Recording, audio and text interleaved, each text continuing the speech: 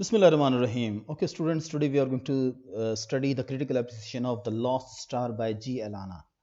And remember, the purpose of discussing all these critical appreciations of intermediate and BS level poetry is simply to help you understand how to write a critical appreciation.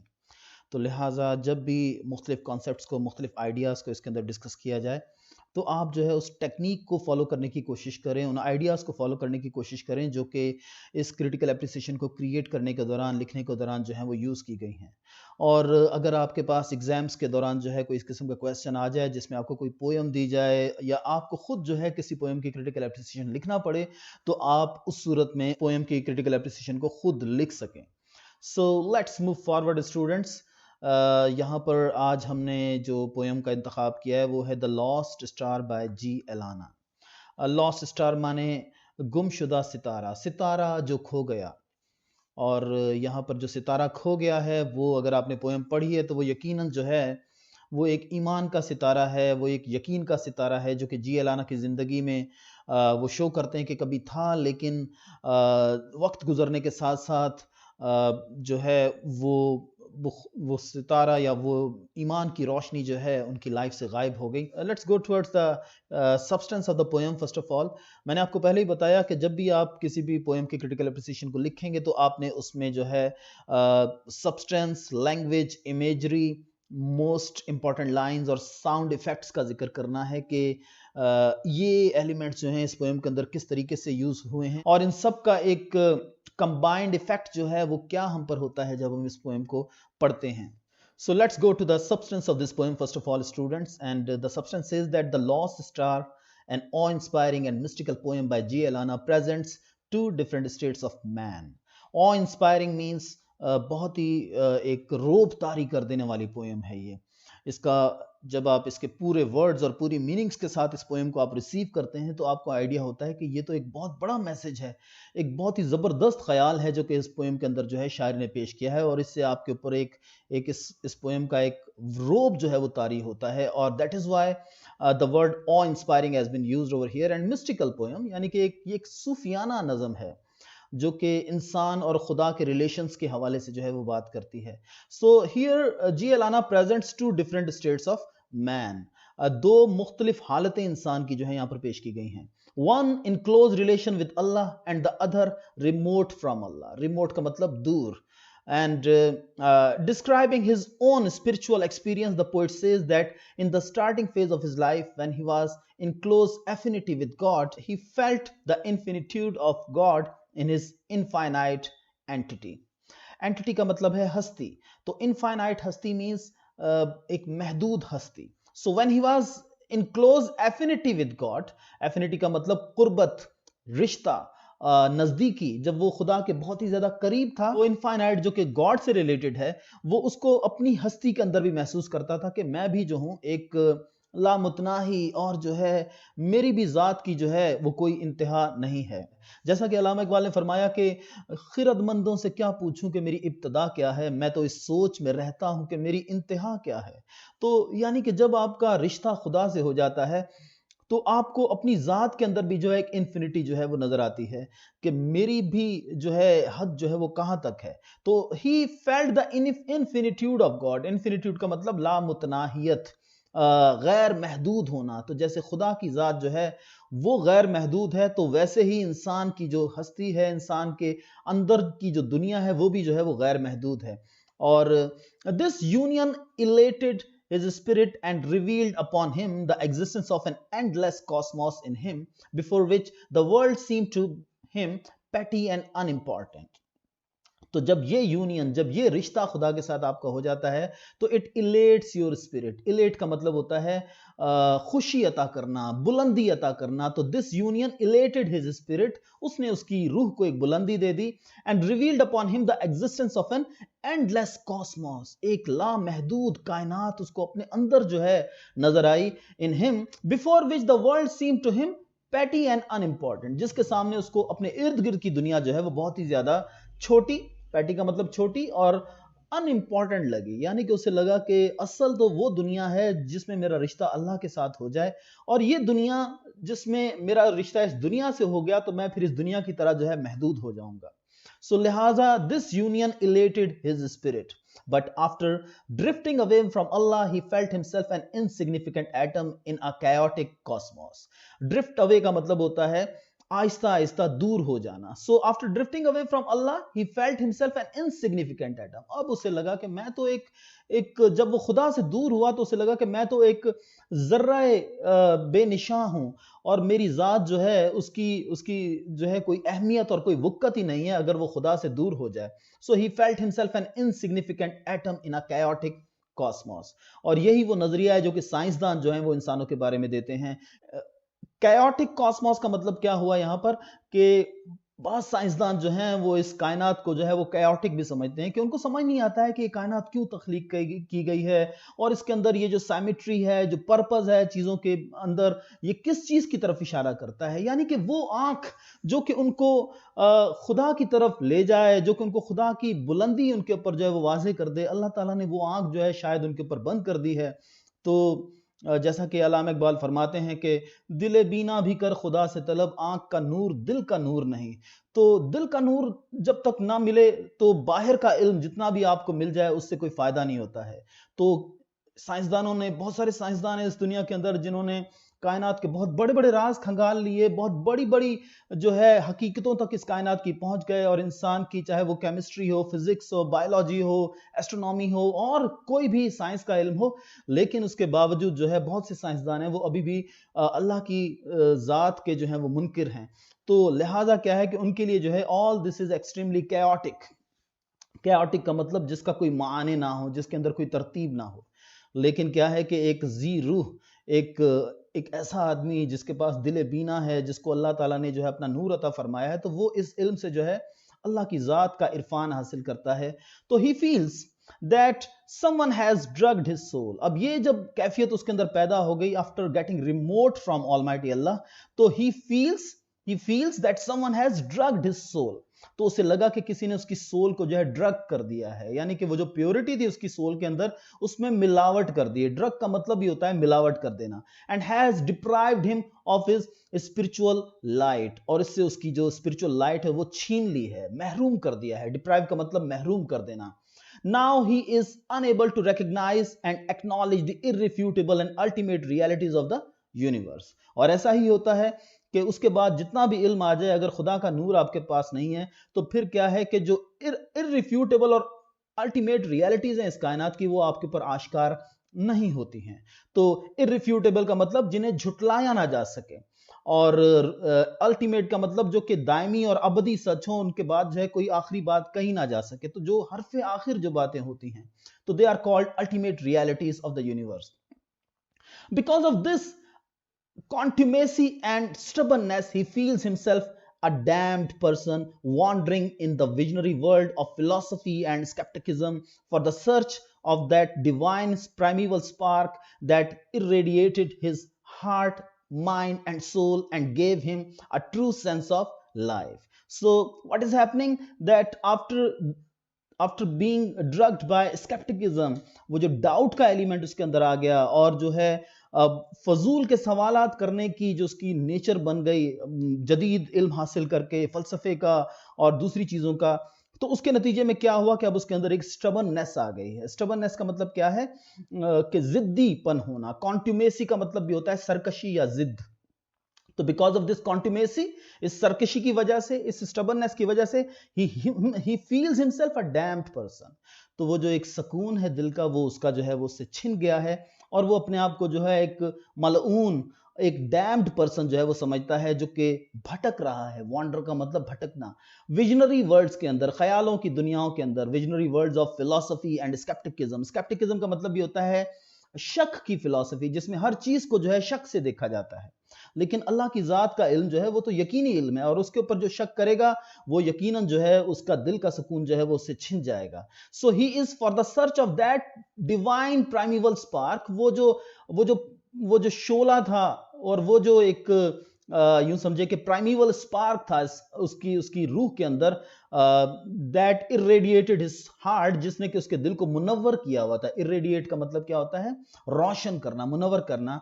जिसने उसके दिल को, mind को और soul को जो है मुनव्वर किया हुआ था, and gave him a true sense of life. उसे लगता है कि वो अब उससे छिन गया है और वो उसको जो है ढूंढ रहा है, लेकिन वो तब तक नहीं आएगा जब तक वो दोबारा से अपना रिलेशन खुदा से कायम नहीं करेगा। So this is what is the substance of this beautiful poem, students, that when you are in close affinity with God, you feel happy because you find a purpose behind each and everything in this world, and whatever knowledge you acquire, that knowledge also gives you peace and solemnity, and also it makes your heart happy. But when you are away from God, then all the blessings, all the good things of this world, and all the knowledge of this world actually keeps you disturbed inwardly. हर चीज आपको जो है वो परेशान रखती है। तो your relation with God is the most important thing according to G. Alana in this poem. And that relation is also a sort of lost star that G. Alana is searching for, जिसको कि यहाँ पर जो है वो primeval spark का भी नाम दे रहा है, कि वो अबदी शोला, वो अजली शोला जो कि ईमान का उसके दिल में कभी था, वो अब उसको दोबारा से रोशन करना चाहता है। तो बहरहाल जो लोग चाहते हैं कि वो रिश्ता उनका खुदा से जुड़ जाए, तो अल्हम्दुलिल्लाह अल्लाह ताला बहुत रहीम है, करीम है, और वो रिश्ता जो है वो दोबारा क्रिएट भी करते हैं, अगर आपकी लगन सच्ची है, अगर आपकी तड़प सच्ची है इस हवाले से। ओके स्टूडेंट्स, अब हम बात करेंगे यहाँ पर लैंग्वेज की, कि इस पोएम की लैंग्वेज किस किस्म की है। सो दो simple and lucid, the language of this poem is deep in meaning, कि पढ़ने में तो बहुत ही ज्यादा सिंपल है, बहुत ही ज्यादा सहल है, आसान है, लेकिन क्या है कि इस पोएम की लैंग्वेज जो है वो अपने माना के पॉइंट ऑफ व्यू से बहुत ज्यादा डीप है, बहुत ज्यादा गहरी मीनिंग्स जो हैं इस पोएम के अंदर जो है मौजूद हैं, इनके वर्ड्स के अंदर। So words can not be taken in their literal sense, उनको उनके लिटरल सेंस में यानी कि आम माना में उनको जो है नहीं लिया जा सकता है। We have to ponder deeply upon them to grasp the mystical message of this poem. हमें उनके ऊपर पॉन्डर करना पड़ता है, यानी कि गौर व फिक्र करना पड़ता है गहराई के साथ, ताकि हम वो मीनिंग जो उसको ग्रास्प कर सकें, पकड़ सकें, जो कि शायर कन्वे करना चाहता है। There is a unique note of grandness in its diction. तो इस पोएम का जो डिक्शन है, यानी कि जो अल्फाज हैं, जो लैंग्वेज हैं, वर्ड्स हैं, लेक्सिकॉन है, उसके अंदर एक ग्रैंडनेस है, एक बड़ापन हमें नजर आता है। द इन्फिनिट्यूड, कॉन्स्टिलेशन, अब ये वो वर्ड्स हैं जो कि इसके अंदर यूज हुए हैं। इन्फिनिट्यूड, लामतनाहियत, लामहदूदियत, कॉन्स्टिलेशन का मतलब भी सितारों का झुरमट, लस्ट्रसली यानी कि चमकते हुए, दरख्शां, कॉस्मोस, कायनात, इररिफ्यूटेबल जिसे झुटलाया ना जा सके, and many other such high sounding words impart wonderful dignity to this poem. So लिहाजा इस पोएम की लैंग्वेज भी जो है, जैसे इस पोएम का मैसेज जो है वो शानदार है, वैसा ही जो है इस पोएम की लैंग्वेज भी है। Okay, moving forward students, imagery. और इमेजरी जो है, हम हमेशा जब भी क्रिटिकल एप्रिसिएशन के बारे में बात करते हैं तो हम आपको बताते हैं कि इमेजरी का मतलब है फिगर्स ऑफ स्पीच का इस्तेमाल, यानी कि आम डगर से हटकर कैसे जो है शायर ने जो है अपनी लैंग्वेज को जो है वो इस्तेमाल किया है और अपनी बात को जो है वो और ज्यादा पावरफुल कर दिया है। तो लिहाजा अब आप देखें कि यहां पर इमेजरी के पॉइंट ऑफ व्यू से हम देखते हैं कि countless cities, deserts and lustrous constellations are the metaphors that suggest the infinity of human soul.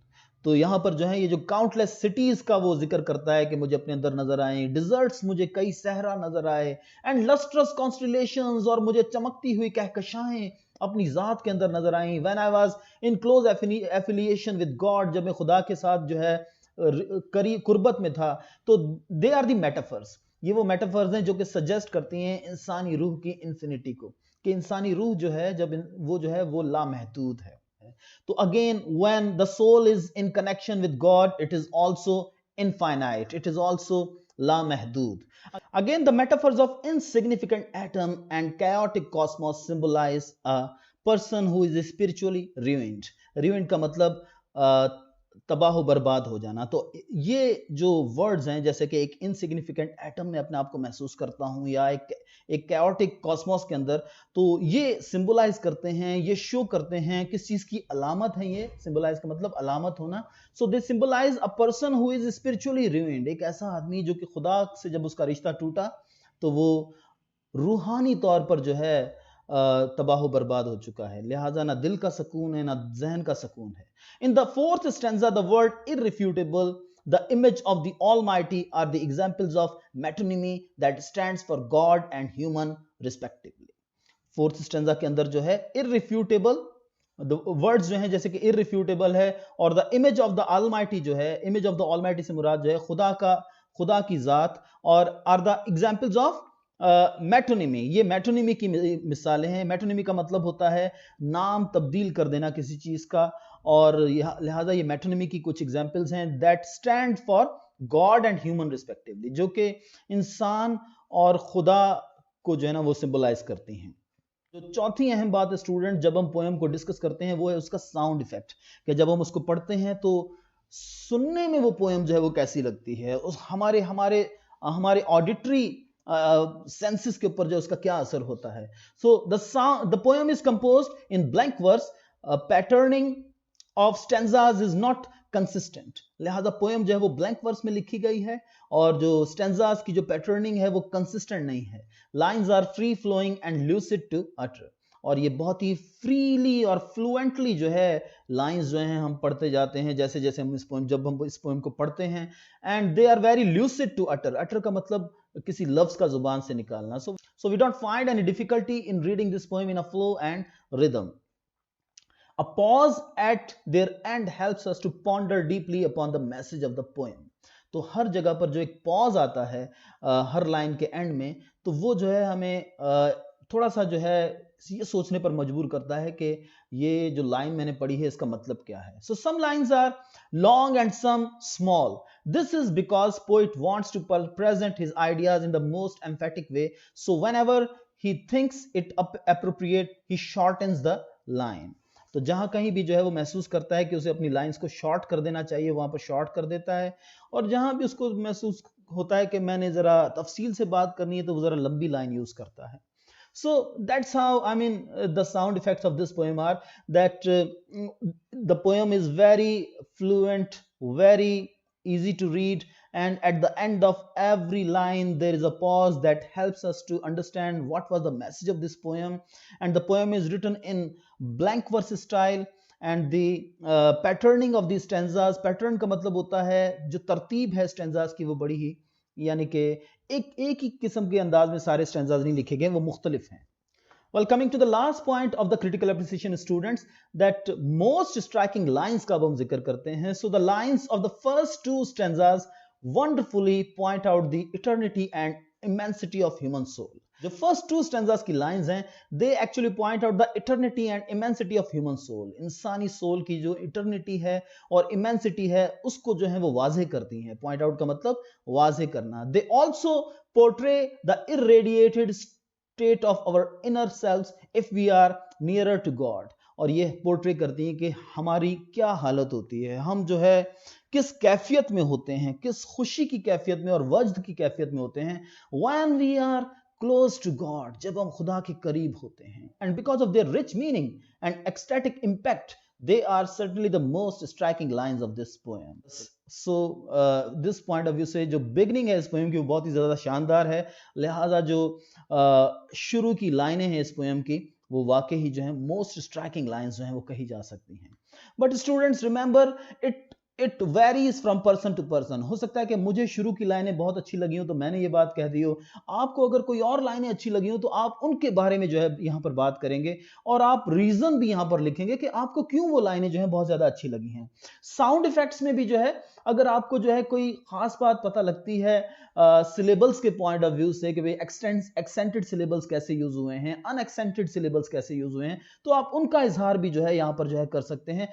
So critical appreciation is all about your observation, but remember that you have to observe the poem within these paradigms. ये जो substance हो गया, language हो गई, imagery हो गई, sound effects हो गई, और उसके अलावा जो है most striking lines के point of view से हो गया, तो इस लिहाज से जो है ना आपने उसकी critical appreciation करनी है। और दूसरा ये कि critical appreciation में जो है आप यकीनन उस अहद को या उस जमाने को भी जो है आप डिस्कस कर सकते हैं जिस जमाने के अंदर जो ये पोएम लिखी गई है, यानी कि हर जमाने और हर दौर के अंदर जो है इंपॉर्टेंट साइकोलॉजिकल, पॉलिटिकल اور جو ہے سائنٹیفک ڈسکوریز جو ہیں ہوتی رہتی ہیں اور وہ انسانوں کے ذہنوں کو اور انسانوں کے کلچر کو اور ان کے لائف سٹائل کو متاثر کرتی ہیں، اور اس متاثر ہونے کے نتیجے میں شاعر جو ہے وہ اپنا ایک ری ایکشن پیش کرتا ہے اور اپنی بات کو لکھتا ہے، تو آپ یقیناً اس کا بھی اشارہ جو ہے دے سکتے ہیں. لیکن آئی بلیو کہ انٹرمیڈیٹ کی سطح پر جو ہے اور بی ایس کی لیول پر جو ہے this much is enough for you. Thank you so nice of you.